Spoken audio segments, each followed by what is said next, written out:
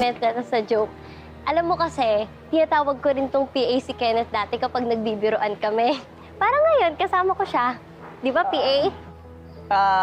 Okay naman akong PA. No.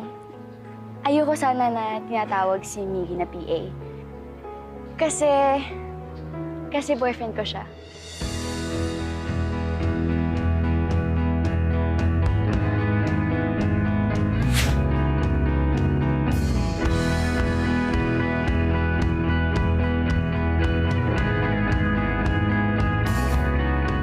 Pia, tara. Tuloy ko na yung tour ko sa'yo. Trops, una na kami. Kita na Bye, mamaya. guys! Bye. Ingat kayo.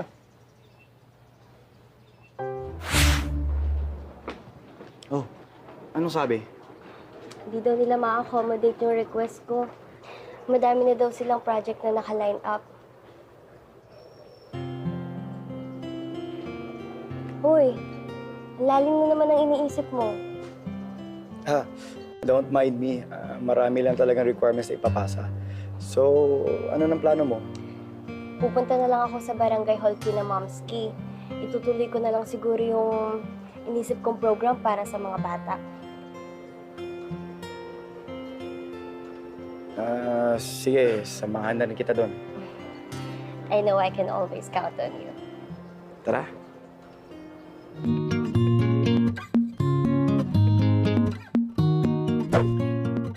Secrets can make or break you. Pinusto mo yan! Hashtag! Panindigan Tuesday! Kamahan, order na kita Hi, Bessie! Hi, Bessie! Coach, order na ako, Coach. Bessie, kinausap mo na ba si Kenneth? Bakit? May nangyari ba? Bessie, strike while the iron is hot. Kausapin mo na siya na siya na lang maging bodyguard mo para, like kayo magkasama. Tapos, mapapakita mo na sa kanya na hindi lang yung friend yung tingin sa kanya. Magagawa ko ba yun kung nandito si Pia? And I have another problem. Ay, may bagong development? Miggy told Kenneth na kami na. He didn't want me to get hurt daw. Siyempre, ayoko yung ginawa niya. Nakita ko si Pia at si Kenneth, hindi nasaktan ako. Sinabi ko na rin kay Kenneth na kami na. Hala siya! Patay ka dyan, Bes. I know. Hashtag, still immature at 18. Napaka.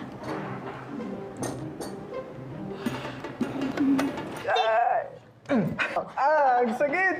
Sa ulit na. Base. Sure ka, okay lang ba talaga?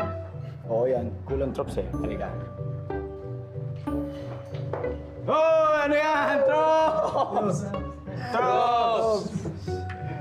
Sige, bilisan niyo. Trops, may favor sana si Pia sa atin. Sorry talaga guys kung biglaan. I was supposed to do a project with the university kaso hindi natuloy. Kaya ngayon, I need to do an outreach para sa barangay. Wala naman ako ibang matakbuhan. Pia, of course. We're your friends too, di ba? Oo nga naman.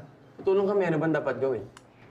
Gusto ko i-push ang value of education sa mga bata sa community. And gusto ko sana mamigay tayo ng mga school supplies.